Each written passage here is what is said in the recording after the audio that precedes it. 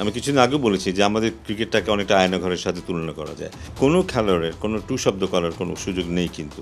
একেবারে হাতে গোনা কিছু একাডেমি আছে, সেখানকার খেলোয়াড়দেরকে এখানে আসতে হবে এবং জাতীয় দলে যদি তুমি খেলতে চাও ওইসব একাডেমিতে খেলতে হবে, এইসব ব্যাপার আছে কিন্তু। কিন্তু ওকে যেভাবে অফ করা হলো, তারপর প্রায় মনে হলো যেন ও একদম বাদই পড়ে গেল, একদম হারিয়েই গেল।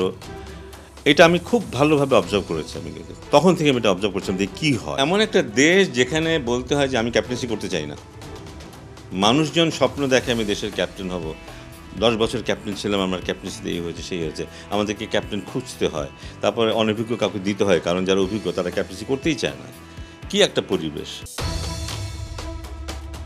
পরিবর্তনের হাওয়া লেগেছে নতুন বাংলাদেশে, ক্রিকেটেও সেই পরিবর্তনের হাওয়াটা লেগেছে।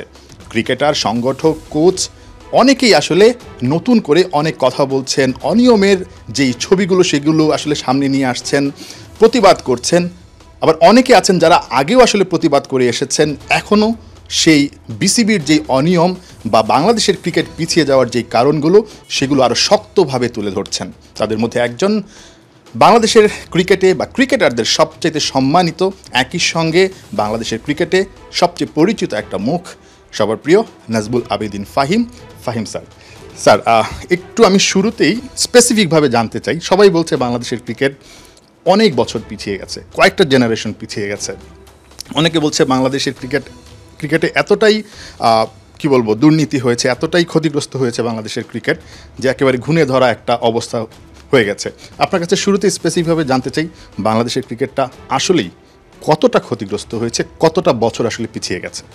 আমি কিছুদিন আগেও বলেছি যে আমাদের ক্রিকেটটাকে অনেকটা আয়নাঘরের সাথে তুলনা করা যায়।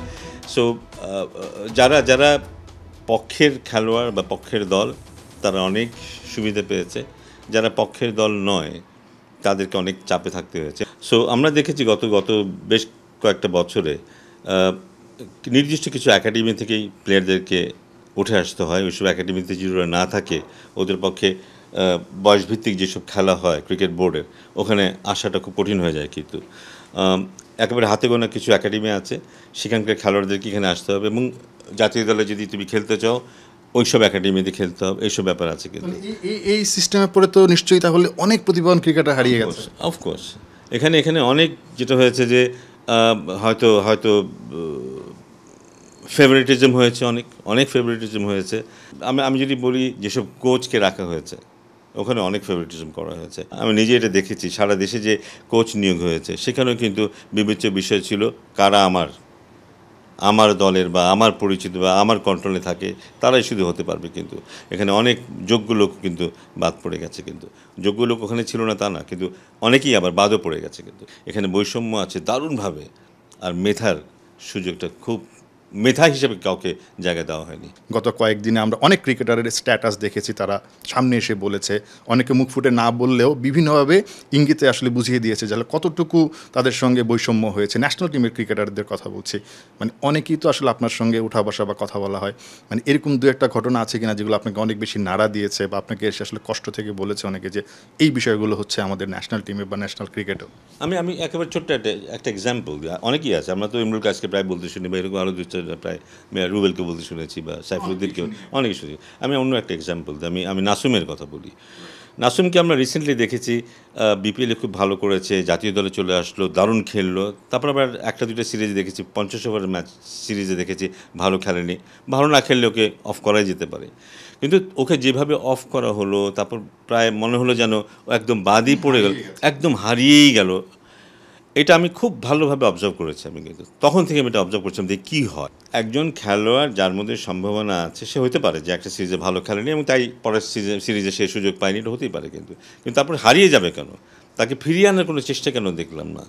সো এই যে ব্যাপারগুলো, এইটা খুব ভিন্ডিকটিভ আচরণ এটা। এবং আমরা কোনোদিন নাসিমকে বলতে শুনিনি যে তার উপরে এই অন্যায়টা হয়েছে, কারণ কোনো খেলোয়াড়ের কোনো টু শব্দ করার কোনো সুযোগ নেই, কিন্তু এগুলি বলার কোনো সুযোগ নেই। এটা যে কত সাফোকেটিং, একজন তামিম ইকবালের কথা যদি বলি, একজন মুশফিকের কথা বলি বা একজন রুবেল হোসেনের কথা বলি, একই ব্যাপার কিন্তু এদের মধ্যে। মুশফিক তো আপনার প্রিয় ছাত্র। মুশফিক আসলে আমরা বিভিন্ন সময় প্রেস কনফারেন্সে এসেও মানে লুকাতে পারেননি আসলে তার সেই যে কষ্টের কথাটা, টি-20 থেকে কীভাবে অবসর নিয়েছেন এরকম বলছিলেন যে আসলে আমি কি অবসর নিয়েছি, মানে ইঙ্গিত করে। এমন একটা দেশ যেখানে বলতে হয় যে আমি ক্যাপ্টেন্সি করতে চাই না, মানুষজন স্বপ্ন দেখে আমি দেশের ক্যাপ্টেন হব, 10 বছর ক্যাপ্টেন ছিলাম, আমার ক্যাপ্টেন্সিতে এই হয়েছে সেই হয়েছে, আমাদেরকে ক্যাপ্টেন খুঁজতে হয়, তারপরে অনভিজ্ঞ কাউকে দিতে হয়, কারণ যারা অভিজ্ঞ তারা ক্যাপ্টেন্সি করতেই চায় না। কি একটা পরিবেশ! তো এই সব কিছুতে বোঝা যায় যে ইট ইজ সো আনপ্রফেশনাল একটা জায়গা, এবং এটা হওয়া খুব স্বাভাবিক, কারণ যারা সিদ্ধান্ত নেন, কারণ এই বোর্ডে হতে পারে যে 24 জন 25 জন মেম্বার আছেন, কিন্তু সিদ্ধান্ত নেয় কিন্তু 2-1 জনই। যারা সিদ্ধান্ত নেন তাদের যেহেতু স্পোর্টস সম্পর্কে কোনো ধারণা নেই, এক, এবং যেহেতু তাদের ইল মোটিভ আছে, তাদের অন্য ধরনের মোটিভ আছে, এদের পক্ষে খুব প্রফেশনালি কোনো কিছু হ্যান্ডেল করার কোনো সুযোগ নেই। কিন্তু আমার মনে হয় না তারা অন্য যারা ছিলেন, যাদের মধ্যে মেধা আছে, যারা ক্রিকেটটা বোঝেন, তাদের কাছ থেকে কোনো অ্যাডভাইস নেওয়ার চেষ্টা করেছেন কখনো, আমার মনে হয় না।